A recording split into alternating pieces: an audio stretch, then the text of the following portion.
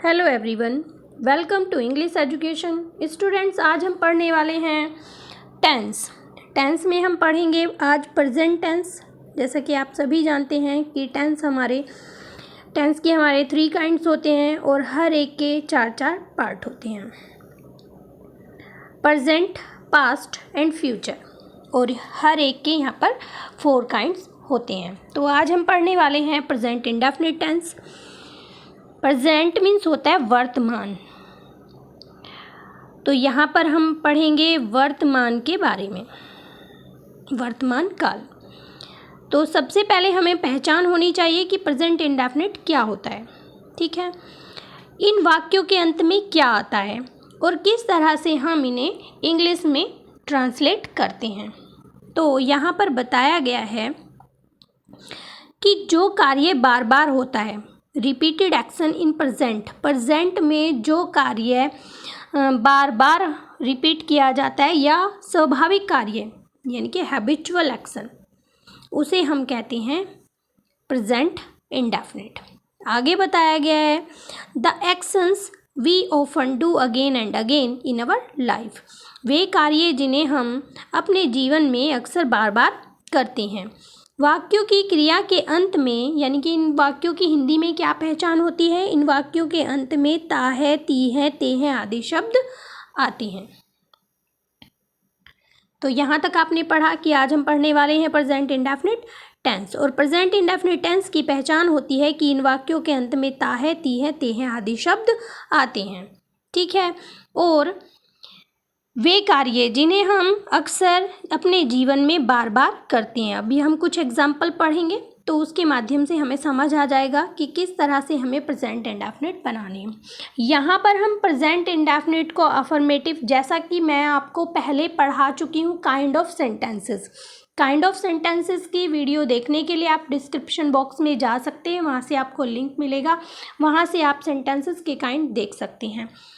यानी कि टेंस को समझने से पहले आपको सेंटेंसेस पढ़ने ज़रूरी हैं, तभी आप अच्छे से टेंस को समझ पाएंगे। अब आप पढ़ेंगे यहाँ पर affirmative, negative and interrogative. Affirmative sentence क्या होते हैं, ये असर्टिव का एक पार्ट होता है। मैंने आपको सेंटेंस के 5 काइंड बताए हैं, assertive, interrogative, imperative, exclamatory and optative.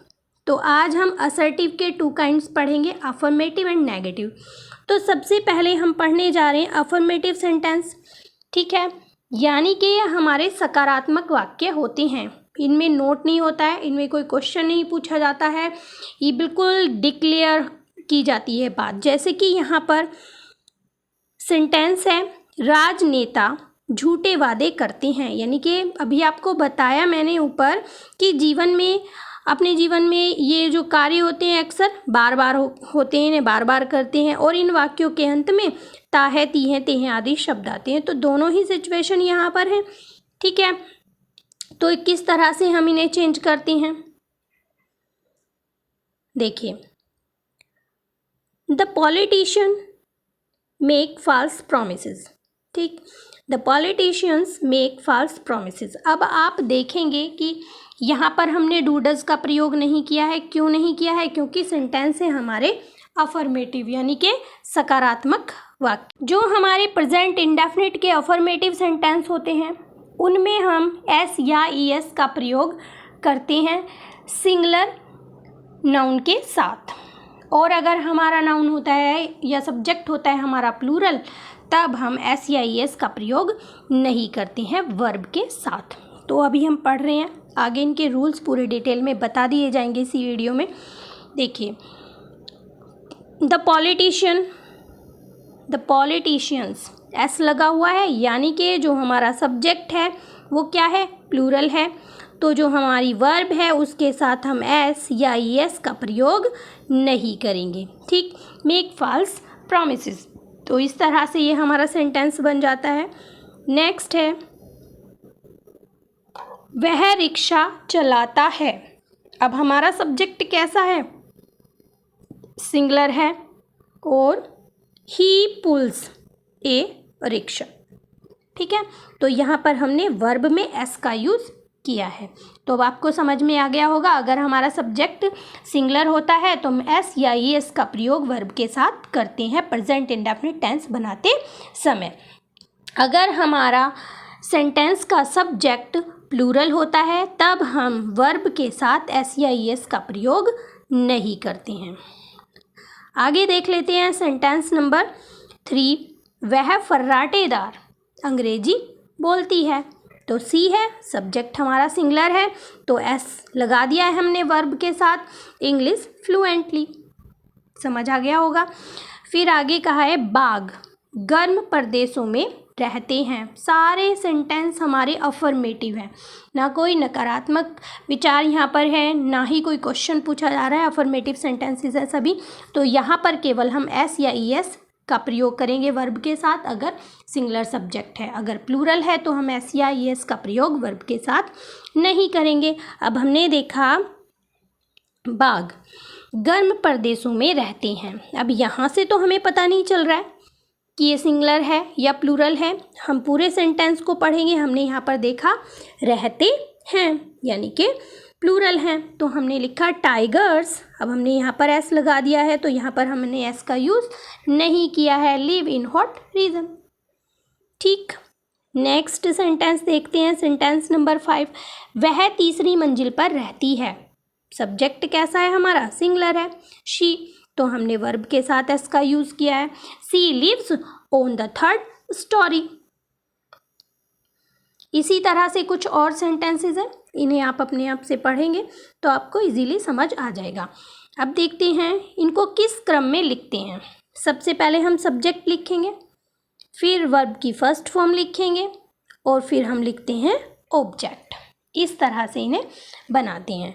कहा गया है कि एक वचनकर्ता के साथ वर्ब की फर्स्ट फॉर्म में एस या ई एस लगाते हैं। जैसा कि मैं आपको ऊपर से बताती चली आ रही हूँ, अगर हमारा सब्जेक्ट सिंगुलर है तो हम वर्ब की फर्स्ट फॉर्म में एस या ई एस लगाते हैं। अगर हमारा सब्जेक्ट प्लूरल है तो हम एस या ई एस का प्रयोग वर्ब के साथ नहीं करते हैं। अब आ जाते हैं नेगेटिव सेंटेंसेस पर। नेगेटिव यानी कि नकारात्मक वाक्य। देखिए, मुझे यह साड़ी अच्छी नहीं लगती। तो सेंटेंस के लास्ट में आ रहा है ती, यहाँ लगती है भी लिख सकते हैं, लगती है। तो इससे हमें पहचान होगी कि हमारा जो सेंटेंस है वो प्रेजेंट इंडेफिनिट है, प्रेजेंट इंडेफिनिट टेंस है। अब प्रेजेंट इंडेफिनिट टेंस में नेगेटिव और इंट्रोगेटिव सेंटेंस में हम यूज़ करते हैं डू और डज का। ठीक, तो हमने देखा कि नोट आ रहा है हमारे सेंटेंस में, तब हम ऐसी सिचुएशन में डू या डज का प्रयोग करेंगे। डू का प्रयोग करते हैं हम प्लूरल के साथ और डज का प्रयोग करते हैं हम सिंगुलर सब्जेक्ट के साथ। ठीक, तो यहाँ पर जो हमारा सब्जेक्ट है वैसे तो सिंगुलर है लेकिन आई को प्लूरल माना गया है, तो यहाँ पर हम लिखेंगे I do not like this sari. ठीक, मुझे तड़क भड़क पसंद नहीं है। ठीक है, या पसंद नहीं आती है। तो हमें पता चल रहा है कि मतलब बार बार एक कार्य को, मतलब ये ऐसा नहीं है कि आज पसंद है कल नहीं है, लेकिन मैंने ऊपर बताया था आपको, आपके ये कार्य आपके जीवन में बार बार आता है। तो कहा गया है आई डू नॉट, आई को फिर यहाँ पे प्लूरल फॉर्म में रखा गया, I do not like pump and show, pump and show. ठीक है, नेक्स्ट है ईमानदार व्यक्ति झूठ नहीं बोलता। ठीक, अभी तक तो हमारे प्लूरल थे सब्जेक्ट, प्लूरल माना था इसे हमने, तो हमने डू के साथ नोट का प्रयोग किया था। अब जो हमारा सब्जेक्ट है वो सिंगुलर है। अब हमने आगे तक देखा कि ईमानदार व्यक्ति झूठ नहीं बोलता, तो हमने लिखा एन ऑनेस्ट पर्सन। अब हमने यूज़ किया यहाँ पर डज का, डज के बाद नॉट का, टेल लाई। आगे देखते हैं सेंटेंस नंबर 4। वीर पुरुष बार बार नहीं मरते। ठीक, यहाँ पर आ रहा है मरते, वीर पुरुष बार बार नहीं मरते। तो यहाँ से हमें पता चलेगा कि हमारा जो सब्जेक्ट है वो प्लूरल है। तो हमने लिखा the brave do not die again and again, तो हमने इसलिए यहाँ पर यूज़ किया डू का। तो सबसे पहले लिखेंगे, यहाँ पर बताया गया है सब्जेक्ट, उसके बाद अगर डू का यूज़ करना है डू, नहीं तो डज, फिर उसके बाद लिखेंगे हम नोट, फिर वर्ब की फर्स्ट फॉर्म। ठीक, इस तरह से हमारे सेंटेंस की फॉर्मेशन होगी। अब देखते हैं जहाँ पर नेवर का प्रयोग होता है। सच्चे फौजी मौत से कभी नहीं डरते। ठीक है, तो लिखा गया है true soldiers never fear the death. अब ऐसी सिचुएशन में हम डू डज का प्रयोग नहीं कर रहे हैं। आगे लिखा है विपत्ति कभी अकेले नहीं आती, मिसफॉर्चून नेवर कम्स अलोन। ठीक है, अभी आती, देखो यहाँ पर सिंगुलर की फॉर्म दिखाई दे रही है कि हमारा जो सब्जेक्ट है वो सिंगुलर है, और यहाँ से पता चल रहा है कि ये हमारा प्लूरल है। ठीक है, इसलिए हमने यहाँ वर्ब के साथ एस का यूज़ नहीं किया है। यहाँ पे हमें पता चला कि सिंगुलर है तो हमने यहाँ पर एस का यूज़ किया है। अब देखते हैं आगे क्या कहा गया है। नेगेटिव में ता ती ते के बाद है शब्द आना आवश्यक नहीं है। जरूरी नहीं है कि उसके लास्ट में, नेगेटिव सेंटेंस के लास्ट में है शब्द जरूर आए, ऐसा नहीं है। अभी आपने ऊपर एग्जाम्पल देखे हैं, सेंटेंस नंबर 1 लिखा हुआ है यहाँ पर, मुझे साड़ी अच्छी नहीं लगती, है आ भी सकता है और नहीं भी आ सकता है, इसमें कोई प्रॉब्लम नहीं है। ठीक है, आप वही रूल देखते रहेंगे। अब पढ़ते हैं हम इंट्रोगेटिव सेंटेंस। आपको बताया गया है कि इंट्रोगेटिव सेंटेंस भी के भी 2 काइंड होते हैं, उन्हें हम 2 तरीके से बनाते हैं। किस तरह से? एक है हमारा फर्स्ट टाइप इंट्रोगेटिव और दूसरा है हमारा बी टाइप इंट्रोगेटिव। ठीक, इनकी पहचान करना बहुत इजी है और ज़रूरी भी है इनके डिफरेंस को समझने के लिए। देखिए, फर्स्ट टाइप क्या से शुरू होने वाले, क्या, कब, मतलब इस तरह से जो क्वेश्चन वर्ड हैं उनकी शुरुआत, जो हमारे सेंटेंस हैं उनकी शुरुआत क्या या किसी क्वेश्चन वर्ड से होती है। ठीक, देखिए हमने लिखा क्या आप इस मकान में रहते हैं, तो हमें लिखना है सबसे पहले हेल्पिंग वर्ब को। यहाँ पर हमने हेल्पिंग वर्ब लिखा रहते हैं, इससे हमें सेंस का पता चल रहा है कि हमारा जो सब्जेक्ट है वो प्लूरल है, तो सबसे पहले हम यूज़ करेंगे डू का। Do you live in this house. Last में हम क्वेश्चन मार्क का यूज़ करते हैं। फिर हमने सेकंड सेंटेंस को पढ़ा, क्या वह सिगरेट पीता है, ता है, पीता है, तो हमें पता चला कि जो हमारा सब्जेक्ट है वो क्या है, वो सिंगुलर है, तो हमने यूज़ करा है यहाँ पर does. Does he smoke cigarette, फिर लगा दिया है हमने क्वेश्चन मार्क। फिर क्या वह तुम्हें प्यार नहीं करता, यहाँ पर भी स्टार्टिंग से क्वेश्चन पूछा जा रहा है, क्या स्टार्टिंग में आ रहा है, तो हम लिखेंगे डज, उसके बाद लिखेंगे हम सब्जेक्ट, उसके बाद लिखेंगे हम नॉट, फिर लव यू।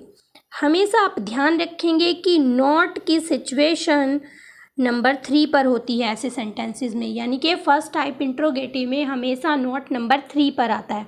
अगर आप ये बात ध्यान रखेंगे तो आपका सेंटेंस कभी गलत नहीं होता है। सबसे पहले हमें क्वेश्चन वर्ड ही लिखना होता है, हेल्पिंग वर्ब लिखनी होती है, उसके बाद हमें सब्जेक्ट, और नंबर 3 पर हमारा आता है नॉट।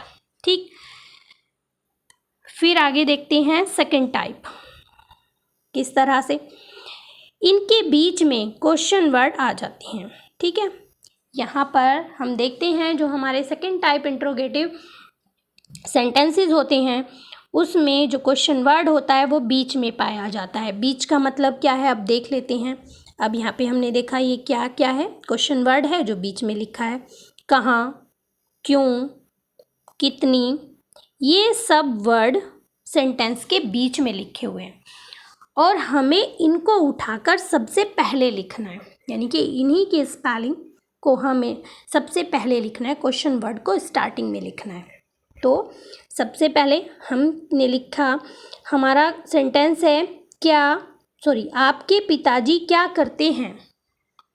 ठीक है, तो हमने क्या को लिखा स्टार्टिंग में, व्हाट, तो पिताजी एक हैं तो हमने सिंगुलर है हमारा सब्जेक्ट, तो हम डज का यूज़ करेंगे। हमेशा क्वेश्चन वर्ड के बाद हेल्पिंग वर्ब का यूज़ हम करते हैं, ध्यान रखेंगे हमेशा। अभी हम ऊपर देख रहे थे कि पहले हेल्पिंग वर्ब आएगा फिर सब्जेक्ट आएगा। ठीक, अब हम देखेंगे पहले क्वेश्चन वर्ड आएगा, फिर आपकी हेल्पिंग वर्ब आएगी और फिर उसके बाद सब्जेक्ट आएगा। इन्हें आप अच्छे से याद कर लेंगे। तो हमने लिखा व्हाट डज योर पापा डू, या फादर भी लिख सकते हैं। ठीक है, नेक्स्ट है शिवानी अब कहाँ रहती है, तो कहाँ को क्या कहते हैं, where. Where does Shivani live now. Timing हम सबसे लास्ट में लिखते हैं। बस ये 2-3 रूल आप ध्यान रखेंगे कि अगर क्वेश्चन बीच से पूछा जा रहा है तो क्वेश्चन वर्ड को स्टार्टिंग में लिखेंगे, उसके जस्ट बाद हम हेल्पिंग वर्ब लिखेंगे अकॉर्डिंग टू सब्जेक्ट। सिंगुलर है तो हम डज का यूज़ करेंगे, प्लूरल है तो हम डू का यूज़ करेंगे। उसके बाद हम सब्जेक्ट लिखेंगे, फिर ऑब्जेक्ट लिखेंगे, फिर उसके बाद हम टाइमिंग लिखते हैं। और हमेशा याद रहे लास्ट में हम क्वेश्चन मार्क कर लिखेंगे। आगे देखते हैं, शिल्पा नाटक में भाग क्यों नहीं लेती। ये सेंटेंस लिखा हुआ है तो क्यों, सबसे पहले हम लिखेंगे वाई। शिल्पा सिंगुलर है तो हमने लिखा डज, फिर लिखा हमने सब्जेक्ट, फिर नॉट। अब नॉट की सिचुएशन, अगर हमारा सेंटेंस सेकंड टाइप इंट्रोगेटिव है प्लस नेगेटिव है, अभी आपने देखा कि ऊपर यानी कि फर्स्ट टाइप में हमारा नोट जो है वो नंबर 3 की सिचुएशन पर रहता है, और हमारा सेकंड टाइप यानी क्वेश्चन वर्ड जहाँ पर यूज़ किए जाते हैं वहाँ पर नोट की सिचुएशन नंबर 4 पर आ जाती है। हमेशा इस बात को ध्यान रखेंगे। तो हमने लिखा why does Shilpa not take part in drama, last में लगाया हमने क्वेश्चन मार्क। आगे देखते हैं, सेंटेंस नंबर 8 है, तुम कितनी देर टीवी देखते हो। ठीक है, हाउ लॉन्ग, कितनी देर। अब देखते हो, यू है, यू को प्लूरल माना गया है, भले ही वो सिंगुलर है, एक वचन है, लेकिन उसे हम प्लूरल मानते हैं। How long do you watch TV, last में लगा दिया हमने क्वेश्चन मार्क। तुम रात में किसे पढ़ाती हो, whom, किसे। whom do you teach at night। Parul college कब जाती है, तो कब की स्पेलिंग हम सबसे पहले लिखेंगे, यानी कि क्वेश्चन वर्ड स्टार्टिंग में लिखेंगे व्हेन। अब पारुल है, सिंगुलर है, तो इसके लिए हमने हेल्पिंग वर्ब यूज़ की डज, फिर हमने लिखा सब्जेक्ट को पारुल गो टू कॉलेज, और लास्ट में लगा दिया हमने क्वेश्चन मार्क। अब देखिए किस तरह से इनकी फॉर्मेशन होती है, ये देख लेते हैं। फर्स्ट टाइप में सबसे पहले हम डू या डज लिखते हैं, उसके बाद लिखते हैं हम सब्जेक्ट, फिर वर्ब की फर्स्ट फॉर्म। ठीक, सेकंड टाइप में क्वेश्चन वर्ड, बाकी सब जैसे अभी बताया था कि उसके बाद बस यहाँ पर हम क्वेश्चन वर्ड लिख देते हैं, बाकी सब वैसे ही रहता है। ठीक है, इंट्रोगेटिव वाक्यों में नोट को सब्जेक्ट के बाद लिखते हैं। ठीक, अब यहाँ पर कुछ और एग्जाम्पल्स दिए गए हैं, पढ़ लेते हैं। तुम कितना दूध पीते हो, how much milk do you drink. Question word starting में ही लिखा गया है। तुम कौन सी फिल्म देखना पसंद करते हो, which film do you like. तो इस तरह से हम यहाँ पर देखिए ऐसा क्यों हुआ है। देखिए क्वेश्चन वर्ड 2 प्रकार के होते हैं, यहाँ पर बताया गया है। सबसे पहले बताया गया है वे, जिनके बाद नाउन नहीं आता। ठीक, जिनके बाद नाउन ना हो, जैसे क्या, कब, क्यों, कहाँ, कैसे, कौन आदि। ठीक है, अब यहाँ पर देख लेते हैं नीचे क्वेश्चन वर्ड और नाउन एक साथ दिए गए हैं। कितना दूध क्वेश्चन वर्ड भी है, उसके बाद नाउन है, तो क्या लिखेंगे हम, हाउ मच मिल्क, कितने पेन, हाउ मैनी पेन। तो इन्हें एक साथ लिखेंगे और फिर उसके बाद हम हेल्पिंग वर्ब लगाते हैं अगर ऐसी सिचुएशन आ जाती है। ठीक, देखते हैं खंड सी के सभी वाक्यों में इस प्रकार क्वेश्चन वर्ड का प्रयोग हुआ है, यानी कि जो हमने अभी पढ़ा है यहाँ पर सी। अभी मैं आपको ऊपर से पढ़ाती चली आ रही थी। सेकंड टाइप जो होते हैं, सबसे पहले हम क्वेश्चन वर्ड लिखते हैं, उसके बाद हेल्पिंग वर्ब लिखते हैं, लेकिन जब ऐसी सिचुएशन आ जाती है कि आपका क्वेश्चन वर्ड हो और उसके जस्ट बाद नाउन हो, ठीक है, तो हम ऐसे लिखते हैं और उसके बाद हम हेल्पिंग वर्ब लिखते हैं। आई होप आपको समझ आ गया होगा। अब इनकी पहचान क्या है, इनके नियम क्या हैं, वैसे मैं आपको बता चुकी हूँ। जिन वाक्यों को हम नियमित या अनियमित रूप से बार बार करते हैं या दोहराते हैं, चाहे वह कार्य प्रतिदिन हो या कुछ दिन छोड़कर हो, महीनों में हो, सप्ताह में हो या साल में कभी भी हो, तब उसे प्रेजेंट इंडेफिनिट टेंस में बनाते हैं। इसी कारण हम इसे रिपीटेड एक्शन या हैबिचुअल एक्शन कहते हैं। किस लिए कहते हैं? क्योंकि हम इसे नियमित रूप या अनियमित रूप से बार बार करते हैं, इसीलिए इन्हें हैबिचुअल एक्शन कहा जाता है। देखिए, नेगेटिव वाक्यों में ता ती ते के बाद है शब्द अनावश्यक है, मतलब जरूरी नहीं है, लगाया जा सकता है, क्योंकि व्यवहारिक भाषा में इसका प्रयोग प्राय नहीं होता है। ठीक है, अब देखते हैं एस तथा ई एस जोड़ने के नियम। किस तरह से हम एस या ई एस लगाते हैं बता चुकी हूँ मैं, फिर भी अगर आप इन्हें नोट करना चाहते हैं तो आप इन्हें नोट करके भी रख सकते हैं। जिस वर्ब के अंत में O S S H C H X, यानी कि अभी मैंने आपको ऊपर बताया सिंगुलर सब्जेक्ट है तो हम उसके साथ एस या ई एस लगाते हैं। ऐसा नहीं है कि सबके साथ ही एस लगा देंगे या सबके साथ ई एस लगा देंगे। कहाँ हमें ई एस लगाना है और कहाँ एस लगाना है वो देख लेते हैं। अगर ये वर्ड आए हैं, जो मैंने ये लेटर आए हैं जो भी बताए हैं, तो इसमें हम ई एस लगाते हैं, बाकी सभी के साथ एस लगाते हैं।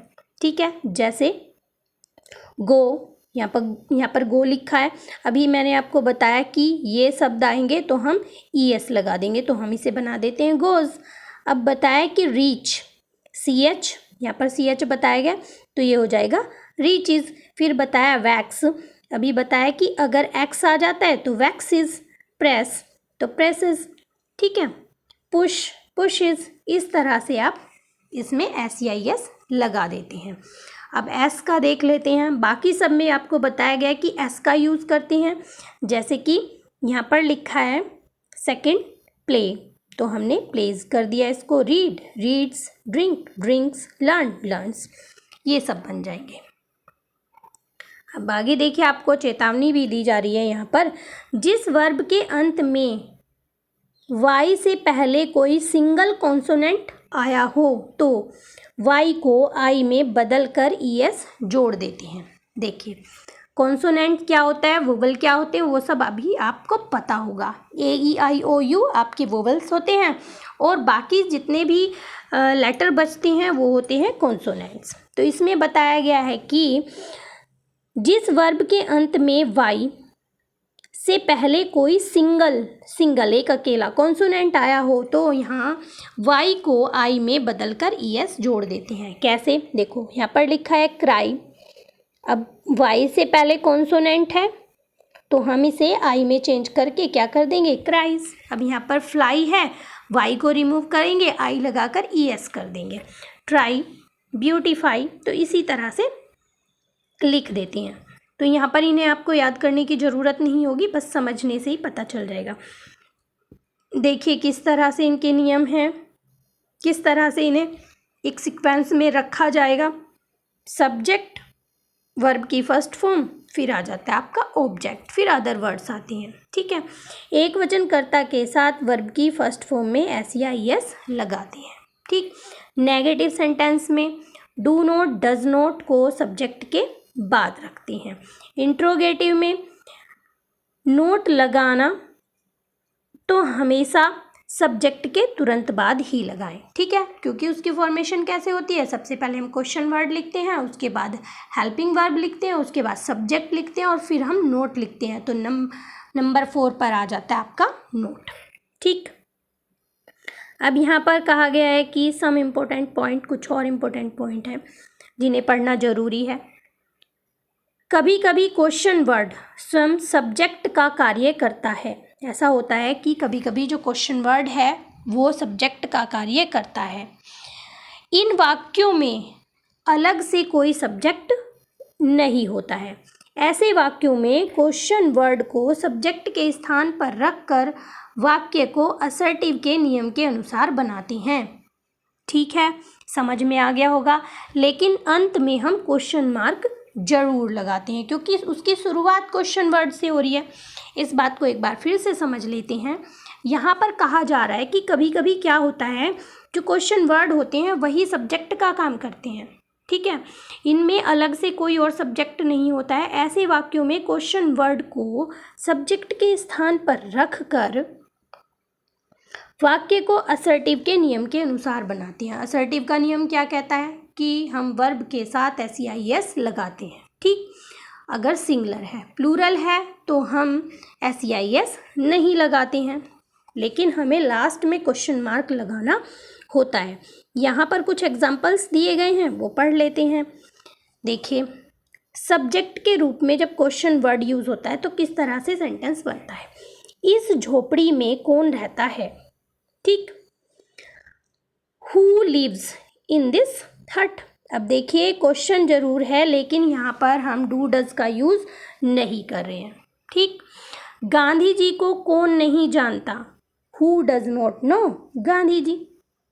तो यही तो काम कर रहा है सब्जेक्ट का। ठीक है, ये तो ऑब्जेक्ट है।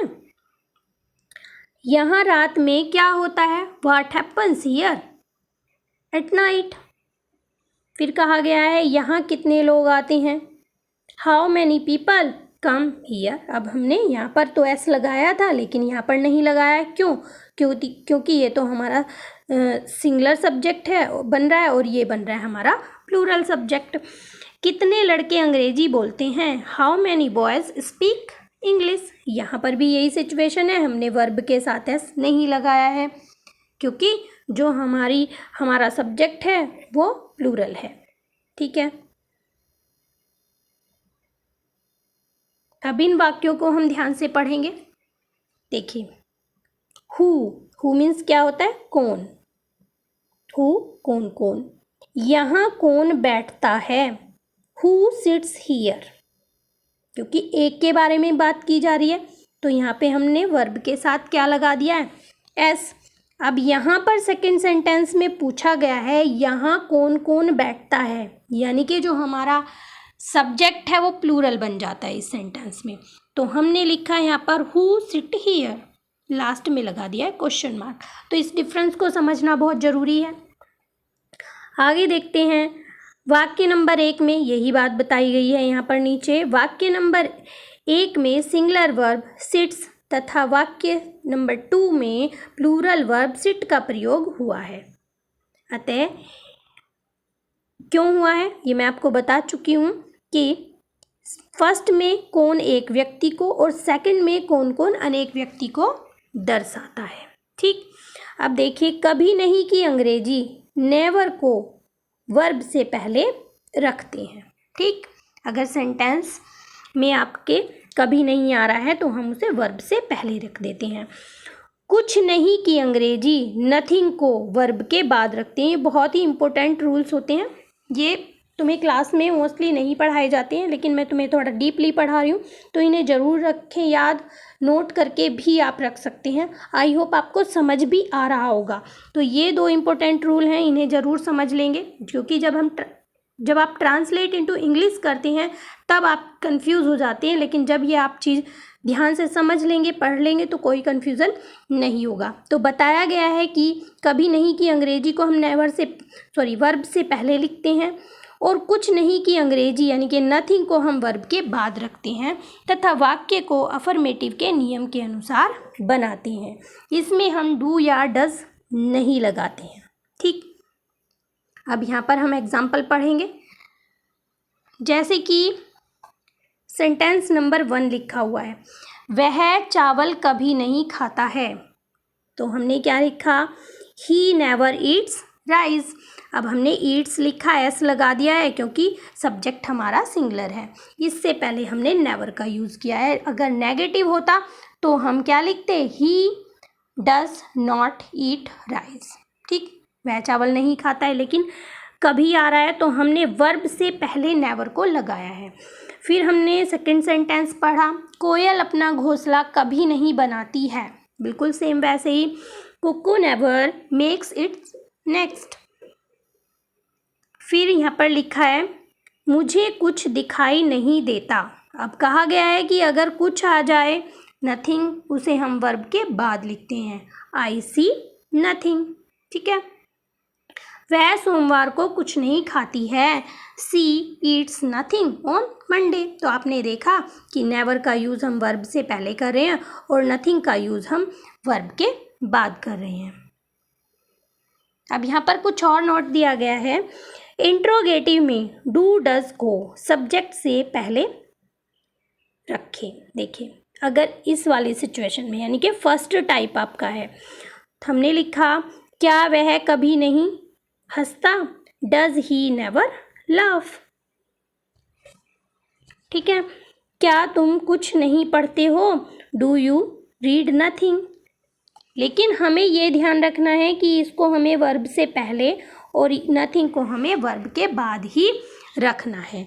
जब किसी वाक्य में ऑब्जेक्ट हो तो उनमें प्राय एक डायरेक्ट यानी कि निर्जीव और दूसरा इनडायरेक्ट यानी कि सजीव, ऐसे वाक्यों में ऑब्जेक्ट की स्थिति किस तरह से होती है देख लेते हैं एक बार। इनडायरेक्ट ऑब्जेक्ट और डायरेक्ट ऑब्जेक्ट। ठीक है, डायरेक्ट ऑब्जेक्ट, फिर टू, फिर फोर, फिर इनडायरेक्ट ऑब्जेक्ट का प्रयोग करते हैं। एग्जाम्पल देख लेते हैं। वह मुझे पत्र लिखता है, ही राइट्स मी ए लेटर। यानी कि हमने पहले कौन सी ऑब्जेक्ट लिखी, इनडायरेक्ट, यहाँ पे बताया गया है, फिर डायरेक्ट ऑब्जेक्ट। ठीक है, या इस तरह से भी लिख सकते हैं, डायरेक्ट ऑब्जेक्ट, टू या फोर, और फिर हम इनडायरेक्ट ऑब्जेक्ट लिखते हैं। ठीक है, देखिए, मम्मी मेरे लिए कपड़े खरीदती है। ठीक, इस तरह से भी हम इसको लिख देते हैं। फिर हम टू का प्रयोग करते हैं। अगर हमें टू फोर का यूज़ नहीं करना तो हम सीधे सीधे ऐसे लिख देते हैं, ही राइट्स मी ए लेटर। सबसे पहले हमने इनडायरेक्ट ऑब्जेक्ट लिख दी, फिर डायरेक्ट ऑब्जेक्ट लिख दी। और अगर हम टू और फोर का यूज़ कर रहे हैं तो हम इस तरह से लिखेंगे, he writes a letter to me. फिर इन दोनों की सिचुएशन जो है चेंज हो जाती है, इनडायरेक्ट ऑब्जेक्ट बाद में आ जाएगी और डायरेक्ट ऑब्जेक्ट पहले चली जाएगी। ठीक है, दोनों तरीके से आप समझ लेंगे। अब दोनों तरीके से किस तरह से ये सेंटेंस बनाना है। मम्मी परचेजेज मी क्लॉथ्स। ठीक, या फिर यहाँ पे देखिए, पहले हमने इनडायरेक्ट लिखा, फिर डायरेक्ट ऑब्जेक्ट लिखा। Mummy purchases clothes for me. अगर फोर का या टू का यूज़ करें हम तो इनडायरेक्ट ऑब्जेक्ट हमारी बाद में चली जाती है। देखिए, यहाँ पर बताया गया है ट्रांजिटिव वर्ब के बाद कोई प्रीपोजिशन नहीं आती है। ऐसे ही लिखते हैं हम सेंटेंस को। वह रेखा से प्यार करता है। ठीक है, तो ही लव्स रेखा। वह पक्षियों को मारता है, ही किल्स द बर्ड। ठीक, अब कहा गया है कि अफर्मेटिव वाक्यों में डू डज का प्रयोग आप पहले समझ चुके हैं, लेकिन फिर भी एक बार पढ़ लेते हैं। जब इन वाक्यों में किसी बात पर जोर दिया जाए या निश्चितता दर्शाई जाए तो इन वाक्यों में अवश्य, जरूर या तो शब्द का प्रयोग होता है। ठीक, समझ आ गया होगा। अफर्मेटिव वाक्यों में डू डज का प्रयोग जब होता है जब इन वाक्यों में किसी बात पर जोर दिया जाए या निश्चितता दर्शाई जाए तो इन वाक्यों में अवश्य, जरूर या तो शब्द का प्रयोग होता है। जैसे कि यहाँ वह जाती तो है। ठीक है, शी डज गो। मैं पढ़ता तो हूँ, आई डू रीड। वह चावल खाती तो है, सी डज ईट राइस। हम रात में अवश्य पढ़ते हैं, we do read at night. ठीक है, अब देख रहे हैं कि अफर्मेटिव सेंटेंस है लेकिन हम यहाँ पर डू और डज का प्रयोग कर रहे हैं। किन सेंटेंस से इनकी स्थिति चेंज हो जाती है, किन वर्ड से इनकी स्थिति चेंज हो जाती है, ये दो तीन शब्द जो हैं इनके लग जाने से यहाँ पर हम डू डज का प्रयोग करते हैं। ठीक, इनका कर्म कैसे हो जाता है, सब्जेक्ट, फिर डू या डज और फिर लिखते हैं हम वर्ब की फर्स्ट फॉर्म। डू डज कर्ता के अनुसार लगाते हैं हम। सिंगुलर है तो डज लगाएंगे, प्लूरल है तो हम डू लगाएंगे। प्रत्येक कर्ता के साथ वर्ब की फर्स्ट फॉर्म ही आती है। यहाँ पर एक्सरसाइज दी गई है, अगर आप चाहें तो इसे कर सकते हैं। ये सेंटेंसेस दिए गए हैं, इन्हें आप सोल्व करके देख सकते हैं। कोई अगर प्रॉब्लम आपको आती है तो आप कमेंट बॉक्स में पूछ सकते हैं। इनको करने के बाद ही आपको पता चलेगा कि क्या आपको सेंटेंसेस समझ में आ गए हैं। और बहुत सारी चीज़ें मैंने डिटेल में यहाँ पर आपको बता दी है। अगर आप इन्हें पढ़ लेंगे, इन्हें अच्छे से समझ लेंगे, आई होप आपका जो प्रेजेंट इंडेफिनिट टेंस में होने वाली प्रॉब्लम्स है वो सभी सोल्व हो जाएंगी। जो भी डाउट है आप कमेंट बॉक्स में पूछ सकते हैं। और मुझे लगता है कि 12th क्लास के लिए अगर ये सारे रूल्स आप फॉलो करते हैं तो ट्रांसलेट इनटू इंग्लिश बनाना आपको बहुत ईजी हो जाएगा। इसी आशा के साथ कि आपको ये अच्छे से समझ में आ गया होगा। और अगर आपको वीडियो पसंद आई है तो एक लाइक ज़रूर करें। और अगर चैनल पर आप पहली बार आए हैं तो सब्सक्राइब ज़रूर करें। तो मिलते हैं अपनी नेक्स्ट वीडियो में, तब तक के लिए बाय बाय।